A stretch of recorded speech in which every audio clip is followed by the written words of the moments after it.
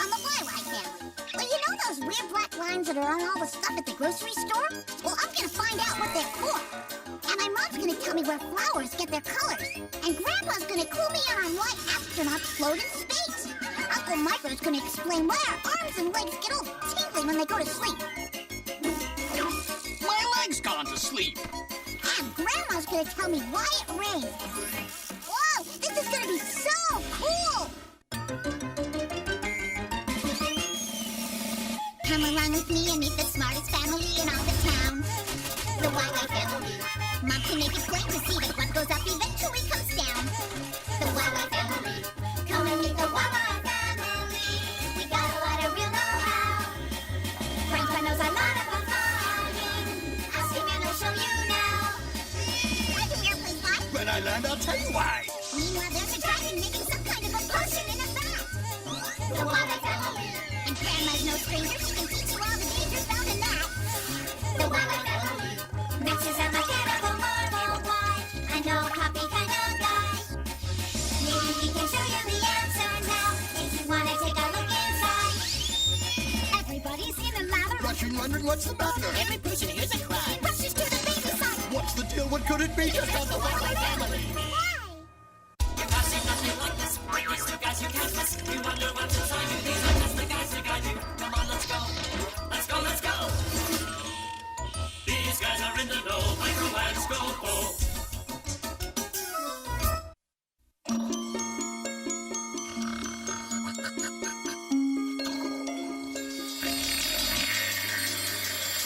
Help! I can't feel my arms! What is it, Micro? What's wrong? I can't get up Why not? because my arms are asleep. Why? What were you doing? Sleeping. But why did your arms go to sleep? When I slept on my arms, I cut off the circulation. What's circulation? Well, the best way to answer your question is to go directly into an arm or a leg. But I can't work the gizmo controls. Aha! No problem, Micro. I can do it. Where are we, Uncle Micro? I would say we're in a human arm. Huh. But that looks like a leg bone. Look! We're in Grandpa Maddox's leg. Good. We shouldn't get into any trouble here. We're just underneath the skin. You see that nerve ending? That what? That thing that looks like a tree with branches going into the skin. There are millions of nerve endings under our skin. See? When something touches the skin, the nerve endings send a signal. The signal travels through the nerve, along the nervous system, through the spinal cord, and all the way to the brain, where the information is processed. Those weren't very big signals. That's because something small touched the leg. Now, if something big touched the leg or hit it, Like that? you just knew that would happen, didn't you? But you still haven't explained why our legs go to sleep. I was just getting to that. Now then, our whole bodies depend on blood to work properly, and that includes our nerve endings. You see, blood flows through veins and arteries. Think of them as garden hoses. You see, if an artery gets kinked, like this one, I get it. The blood supply is cut off. And that means the nerve endings don't work properly. Hey, what do you think you're doing? My uncles are making a point. I got your point right here, pal. No blood flow, no sensation. How do our arteries get kinked? well, sometimes we sit in a chair too long. Or sometimes we, fall asleep on our arms. Now, the nerve endings in Grandpa Maddox's leg should be going to sleep.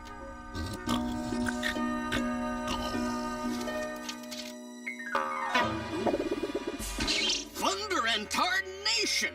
My leg's gone to sleep. What's going on? I don't know. We better get out of here. Ah, that's better. And that, Victor, is why our limbs go to sleep. Why do grown-ups grown-ups act so silly.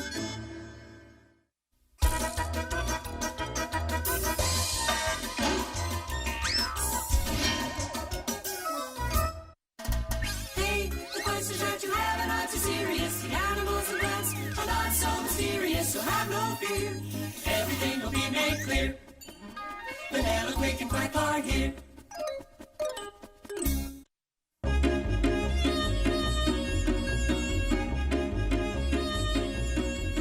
Gee, Dad, the house looks great painted a different color.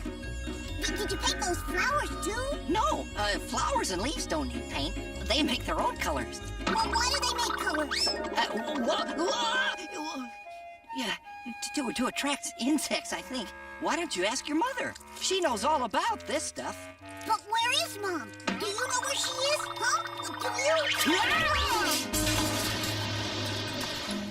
you? What is going on out here? Daddy said that the flowers make their own colors, all by themselves. He's absolutely right.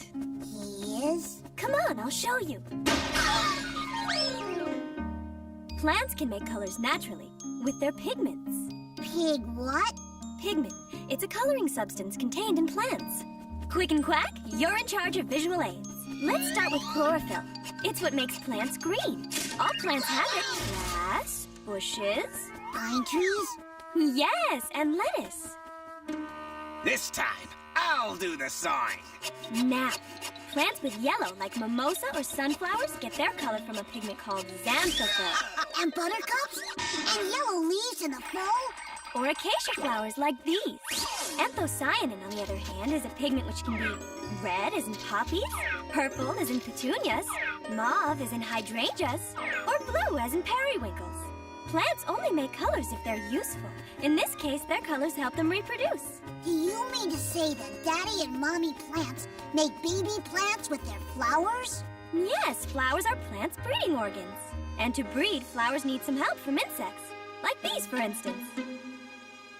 You see, unlike Mommy and Daddy animals, flowers can't move around. So they need bees and other insects to move around for them.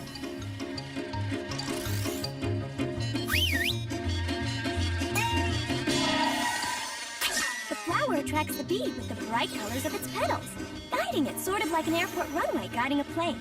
The bees are also attracted by the nectar, which they take from the flower and use to make honey. And on its way to the nectar, pollen sticks to the bee's body. Can you see it? The red dust, there. But I thought pollen was yellow. Yellow, white, even blue. It depends on the flower. When the bee is lured to another flower by its colors and strong smell, it carries the pollen along with it. The pollen from the first flower enables this flower to become fruit. And flowers go to all this trouble just for insects to bring them a handful of pollen? That's right, it's called pollination. Once pollinated, flowers don't need to attract insects anymore. So their petals wither and fall off, and they lose their pretty colors. What remains of the flower grows into fruit, and the fruit in turn produces seeds, and the seeds sprout and eventually turn into flowers themselves. But that's another story. Have I answered your question, Victor? Yes, but I have a few others. Why are matrices used in optics? What was Thelonious Monk's influence on jazz? Is it correct to say that Tennessee Williams studied the extremes of human behavior? What was the central flaw of the Articles of Confederation?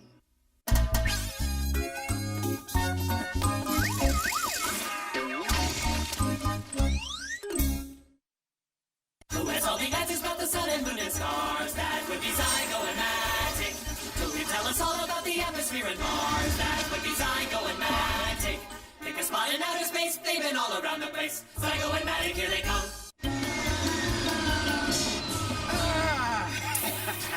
Home at last. And not a moment too soon. Now I know how a balloon feels. Zygo! Grandpa Matic! Hey, what's the matter with you? We just got back from outer space. And we need to get used to walking again. Walking? What's so hard about that? Normally nothing. But we sort of got used to floating. Wow! I want to see you float. We can only float in space. But why do you float in space? Well, do you know why things fall when you drop them? Why? Because of gravity. Everything in the universe pulls on everything else. The larger the object, the more powerful its pull.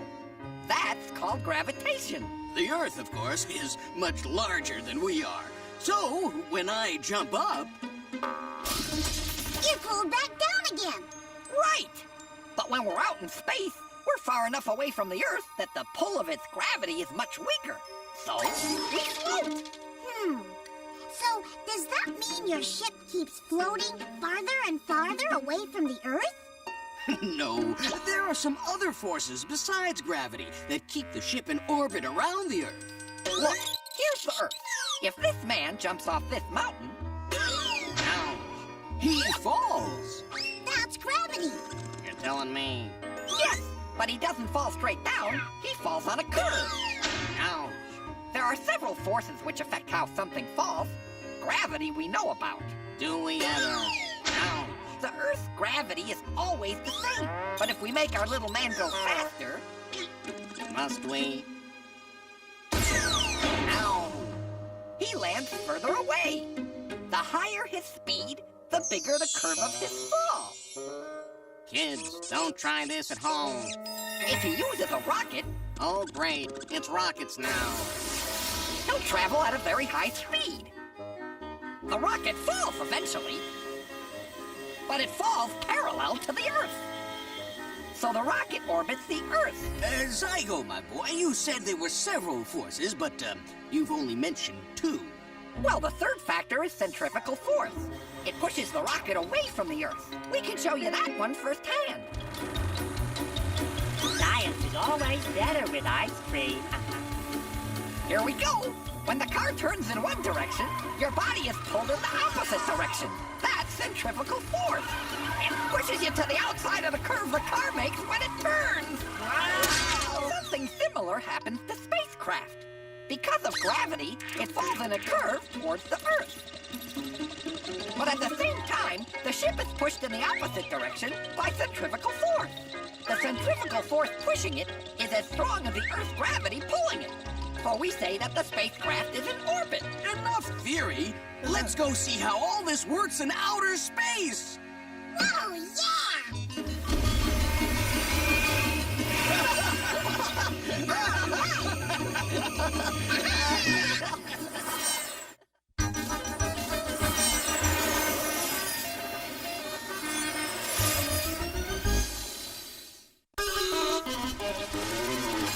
Have you ever wondered why the salty oceans, lightning, thunder, what the earth is like down under? Why there's wind and snow and rain? Let earth and basalt explain.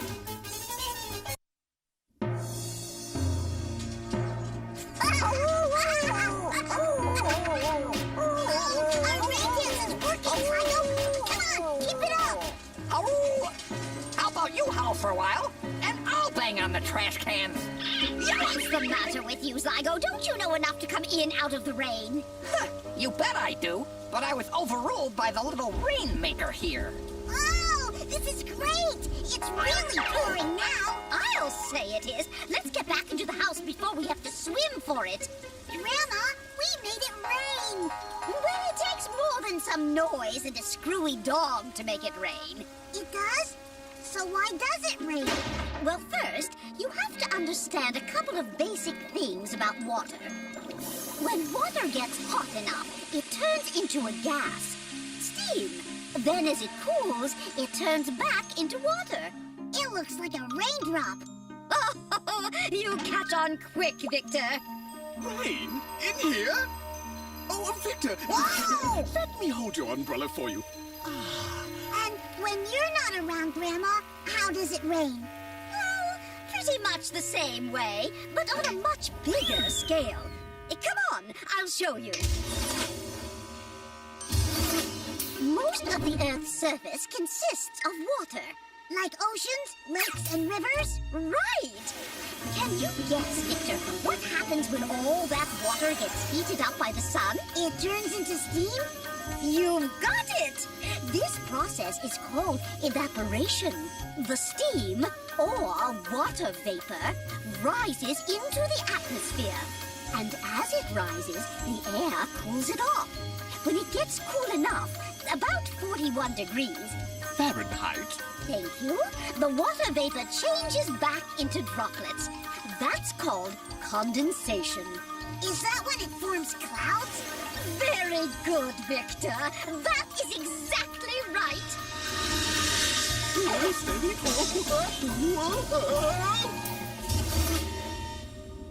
Hey, it's raining! Raining? I've got to get out of the rain.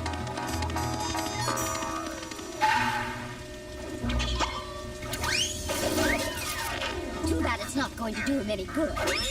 The rain is going right into the ground. That's right, Victor.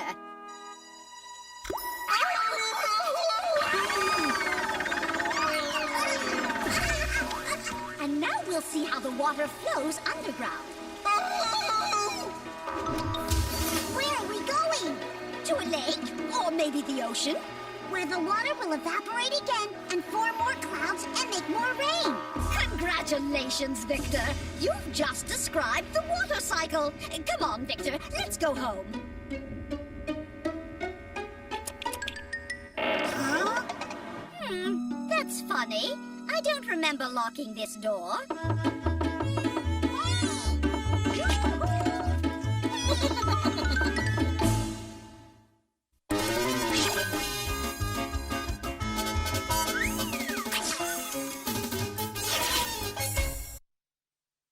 How does it do this? How does it do that? Max is the one with the electronic knack.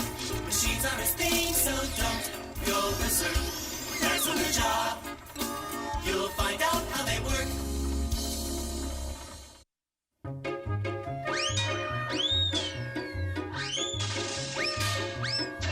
Hey, Mom! Victor, what are you doing? I'm looking at these funny black lines. What are they for, Mommy? Max!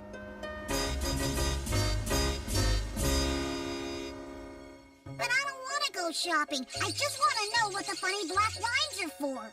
Well, Victor, those lines make up something called a barcode. They're sort of like name tags for groceries. Oh, they don't look like name tags. How do they work? Very simple. The way these bars and spaces are arranged forms a set of numbers. Each product that you see has its own special set. You can see the numbers here. The first number tells you where the product was made. This one starts with a 4, so it was made in France. If the first number was a 0, you'd know it was made in the USA. Okay, the barcodes contain important information about the products, but I still don't understand how they work. They're actually numbers that can be read by a computer. They sure don't look like numbers, Dad. That's because computers process information a little differently from the way we do. Computers use binary language, which is made up of different combinations of 1 and 0. In a barcode, the thin lines and spaces stand for 0, and thick lines or spaces stand for 1.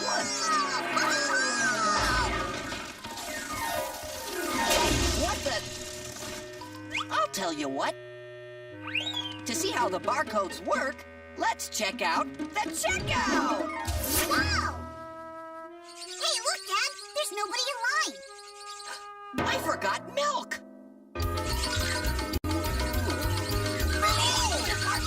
Excuse me. Oh! Got milk? Bye-bye! Ah! It looks like we'll have plenty of time to explain how the information in barcodes gets decoded. First, the check stand fires a laser beam at the barcode. A laser beam? Wow, cool! I'll never join you, Max Vader! I am your father, Victor Skycrawler. Oh, yeah. Could I get a raise in my allowance? Victor, this is no time for daydreaming. Now, where was I? Oh, the check stand runs a laser beam over the barcode. The black bars absorb the light, but the white spaces bounce it back to a detector that's connected to a computer in the cash register. And the computer turns the barcode into information we can understand. Quarter apple juice, $1.75. Pretty neat, huh? Imported Camembert, $8.42. 13 gallons of milk, big screen TV, washing machine, lawnmower. Your total is $53,425.89. Will that be cash, check, or charge? Victor, did you put some things in the cart without telling Daddy? XYY, 39 cents. Well, I was just shopping, Dad. Just like you. I just needed to demonstrate to my son how barcodes work. Thanks for your help. We'll just put this stuff back on the shelves now. Bye-bye. What took you so long? Well,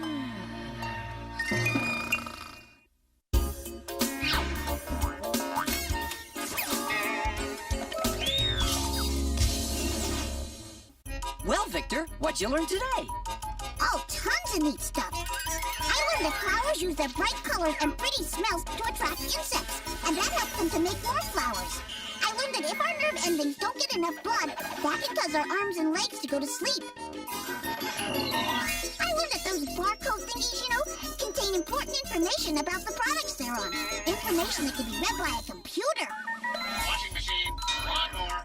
And then I learned that when water heats up, it turns into water vapor that condenses into clouds and becomes rain. I've got to get out of the rain! Sounds like a pretty big day. It was, but I still have plenty of questions left for next time.